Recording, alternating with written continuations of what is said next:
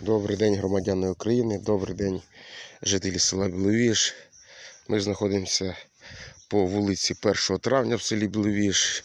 І я говорив про цю проблему. Бачите, що велика лужа і в дощі заливає, не можна переїхати. І все-таки жителі цієї вулиці, один житель проявив велику ініціативу і з допомогою інших людей з других вулиць вони зробили такий насип самі для себе. Як би сказати, навозили, бачите, піску, такі як якісь будматеріали.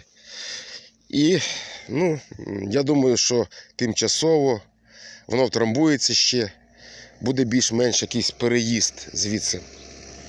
Але з цієї сторони, бачите, тут коли дощі, вся вода йде звідси сюди.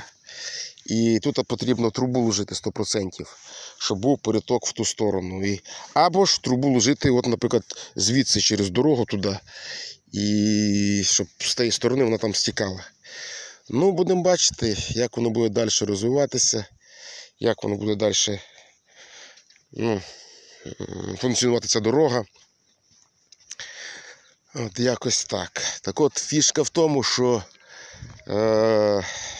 тому, що цей чоловік, який був ініціатором ремонту цієї дороги, я з ним говорив, він каже, я нікого запитуватися не буду, треба мені тут ремонт чи не треба, я собі взяв, зробив і все.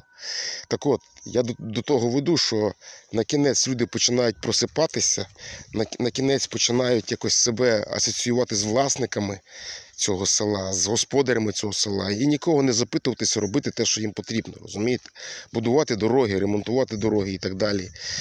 От якось так, коментуйте, якщо у вас будуть з цього приводу якісь репліки, не знаю.